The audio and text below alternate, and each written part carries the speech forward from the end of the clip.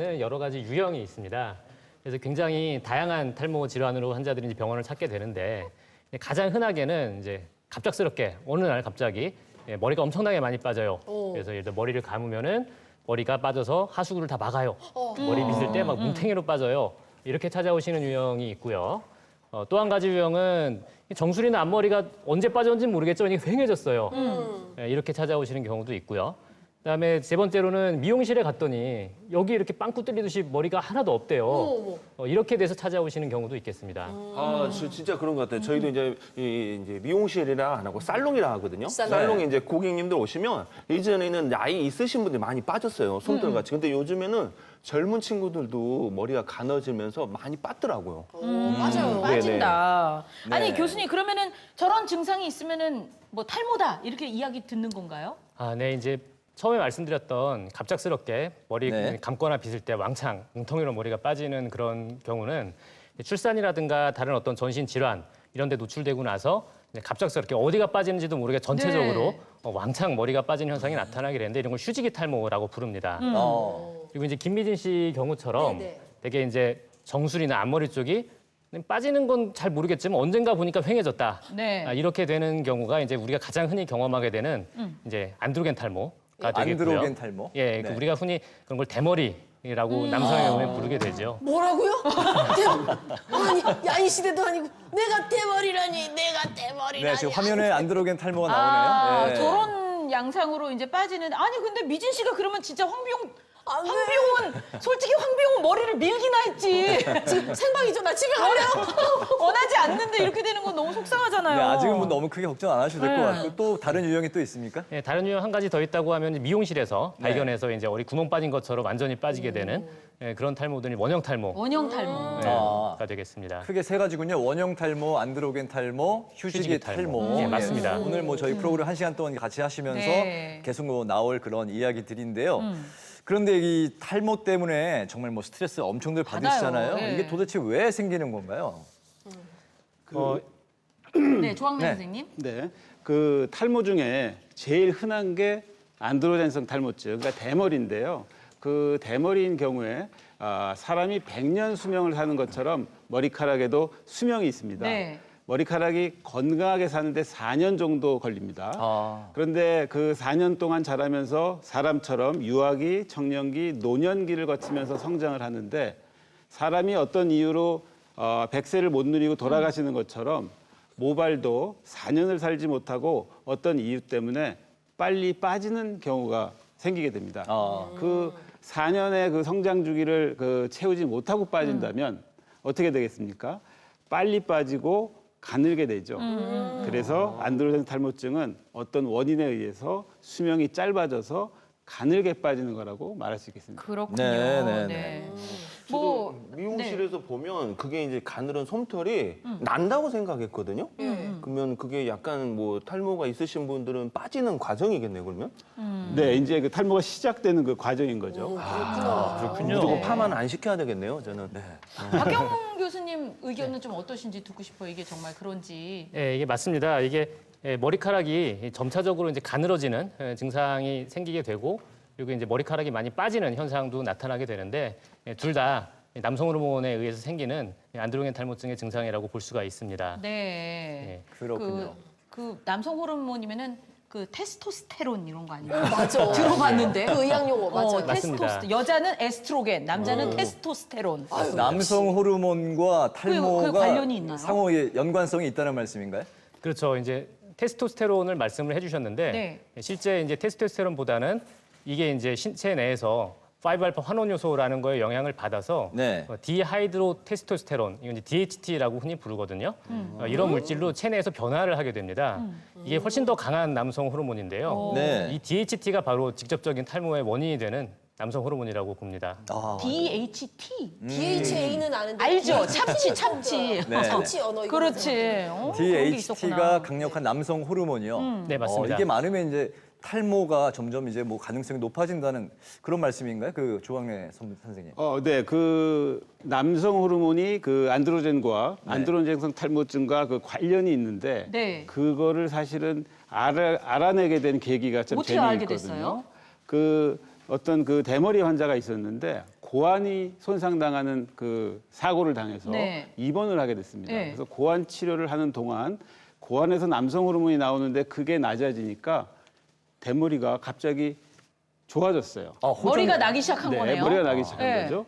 그리고 퇴원 후에 그 이제 고환 손상 때문에 이제 남성 호르몬이 없으니까 남성 호르몬 대체 치료를 받으니까 남성 호르몬이 정상으로 다시 돌아올수록 다시 대머리가 탈모가 진행되는 걸 봤습니다. 그래서 그 후에 어느 쪽을 남성 선택해야 되는 호르몬과 그러니까. 그 안드로젠성 탈모증이 서로 연관이 있지 않은가 하는 그 생각을 가지게 됐고 연구가 계속 그렇게 이루어졌습니다. 시작이 된 거군요. 네네네. 아니 그러면은 언뜻 듣기에는 남자들한테 얘기지 왜 우리 여자들한테 그런 게 있는 건지. 그 우리 위진 씨가 뭘 잘못했어요? 아니 저는 선생님. 사실 그 머리털이 좀 빠지기 시작하면서 굉장히 남성적으로 거칠어지기 시작하긴 했어요. 화가 나고. 네, 막 화가 나고 못 참겠고 그렇긴 해요. 아니 근데 그 여성들도 왜 탈모가 있는 거예요, 그러면? 박 선생님. 네. 예, 이제 안타깝지만 네. 여성분들에게도 남성 호르몬이 분비가 됩니다. 아. 예, 이게 DHT가 여성 같은 경우 남성의 약 6분의 1 수준으로 적기 때문에 남자들처럼 이제 심하게 대머리가 되지는 않지만 네. 머리가 좀 들여다 보이는 네. 그런 정도의 형태로는 탈모가 나타납니다. 그렇군요. 그 남녀의 지금 이제 화면을 잠깐 봤는데 그 대머리가 되는 민머리가 되는 그 진행 과정이 네. 확연히 다르네요. 왜 네. 이렇게 차이가 있는 건가요? 그러니까요. 이제 남자 같은 경우에는 주로 이마 쪽부터 이제 벗겨지는 형태로 탈모가 진행되는 경우가 많거든요.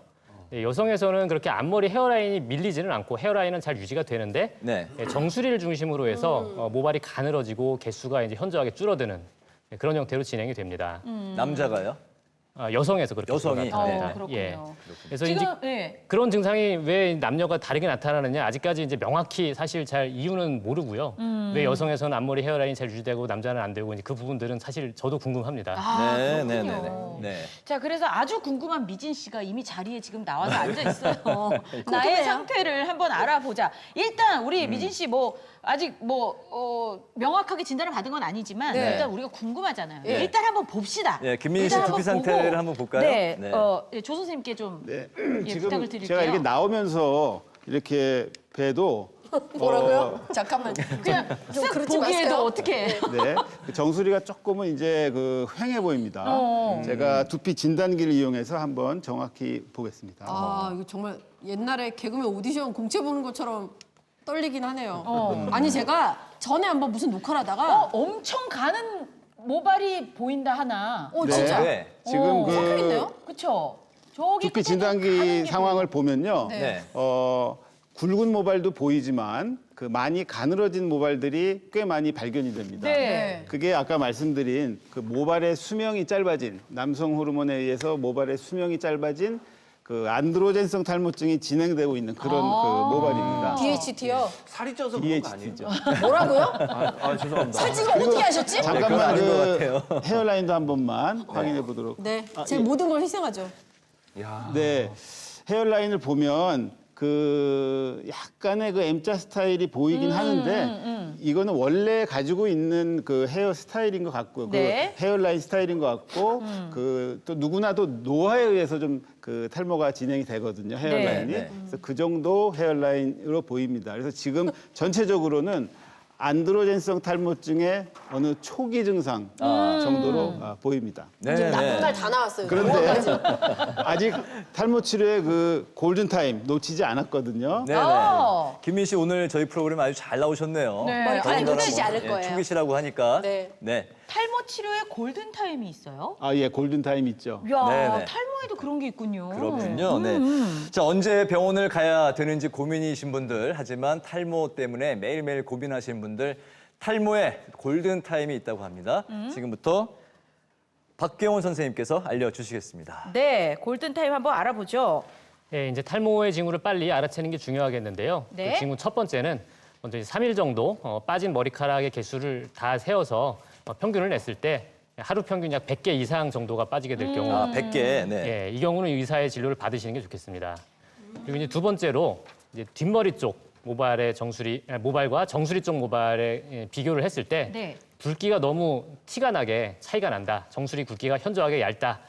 또는 이제 손으로 만져봤을 때 뒷머리 쪽 볼륨이 정수리 쪽 볼륨보다 확연히 적다. 이러면 이제 탈모를 의심할 수가 있습니다. 그리고 이제 그렇군요. 세 번째는 네. 엄지손가락 뺀 나머지 4개의 손가락으로 이마를 가려봤을 때 이마가 가려지지 않으면 그러면 이제 탈모를 의심을 해야 되겠고요. 저는 잘 가려지고 있는 건가요? 나 저도 예, 돼요? 그 정도면 잘 가려진다고 저도 볼 수 돼요? 있겠습니다. 저 진짜 너무 궁금해요. 한 가지 더 있었네요. 예. 예, 마지막. 그리고 이제 마지막으로는 이제 예전보다 파마를 했는데 파마가 잘 나오지 않을 경우, 네.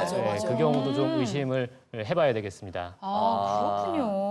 또 이 헤어를 위한 두피 관리. 네. 두피 관리 중에 또 중요한 거는 샴푸잖아요. 그래서 이 샴푸를 어떻게 하면 좋을지 이것도 굉장히 궁금증 중에 하나입니다. 네. 그래서 준비를 했어요. 조항래 선생님께 먼저 여쭤볼게요. 두피 건강하게 만드는 올바른 샴푸 방법. 요걸 좀 여쭙고 싶어요. 네, 사실 샴푸는 그 노폐물을 제거하는 어떤 그 세정제 역할을 하기 때문에요. 좀 더 자극적인 면이 있으니까 그거를 일단 기본적으로 염두에 두시고 생각하시는 게 좋겠습니다. 네. 그래서 알카리성인 비누보다는 그 샴푸를 사용해 머리를 감는 것이 좋고요.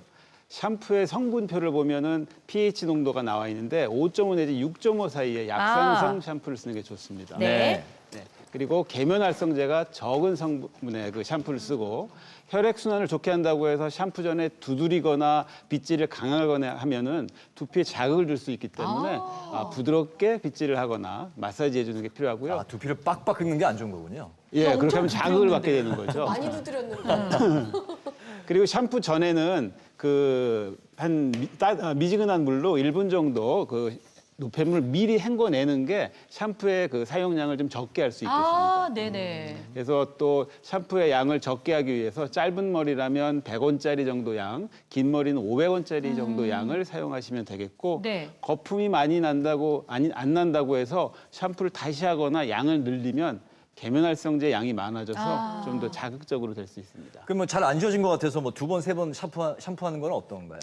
그러니까 그 계면활성제 양이 많아지기 때문에 안 좋은 그건 좀 거군요. 자극적이 되고요. 그리고 오히려 샴푸 후에 계면활성제가 남아 있으면 피부에 트러블이 생길 수 있고 네. 피부염도 생길 수 있기 때문에 네. 아주 여러 번 헹궈내서 샴푸가 두피나 피부에 남아 있지 않은 게 중요하고요. 네. 맨 마지막으로는 잘 말리고 건조하게 하는 게 필요하겠습니다. 네. 아, 두피를 잘 말려서 건조하게 그런 네. 상태로 두는 게 좋다. 네, 김창규 맞습니다. 선생님은 잘 저도 관리하실 이제 것 미용을 같은데. 운영하면서 두피 관리가 굉장히 중요한 게 알거든요. 네, 네. 그리고 남들은 취미가 뭐 이러면 저는 독서예요. 저는 뭐 궁금 저는 이제 머리 잘 기르는 게 제 취미거든요.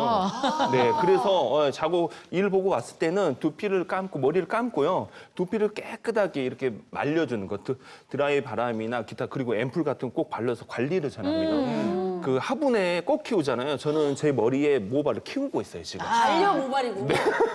알려 모발. 네. 자, 그렇게 그러면 네. 제일 궁금한 거. 네. 머리를 도대체 아침에 감는 게 덜 빠져요? 아니면 저녁에 감는 게 덜 맞아. 빠져요? 그것도 고민이에요. 밤에 네. 자기 전에 하는 게 좋지 않아요?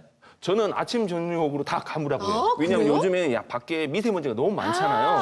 아침에 나갈 때 하고 오후에 들어갈 때 유분과 뭐 수분 다 이게 찌꺼기에 다 쌓여 있거든요. 그럼 아침에 나갈 때 기분 좋게 감고 들어와서 기분 좋게 세정하고 그리고 저같이 취미 삼아 머리에 바르고 깨끗하게 말리면 끝. 전 국민 머리들 안 빠집니다. 네. 박교훈 선생님, 네네. 뭐 어떤가요? 언제 감는 게 좋아요? 아침 저녁 어떻게 할까요? 샴푸를 아침에 할지 저녁에 할지는 사실은 본인의 생활 습관이라든가 선호도에 따라 편하게 선택하실 수 있습니다. 아. 예, 굳이 뭐 이렇게 두피에 어떤 게 맞다 틀리다 이건 아니고. 그런 건 없습니다. 제가 말이 예. 많았습니다. 네, 죄송합니다. 네, 일단 해봐요. 생방송 오후 1시 저희 프로그램과 함께하고 계신 지금 시각이 1시 45분인데요. 네. 이쯤에서 시청자 여러분들의 그 궁금해하시는 질문들을 저희가 한번 짚어보고 또 말씀을 드리겠습니다. 네, 한번 어떤 볼까요? 질문을 어떤 주셨을까요? 사연인가요?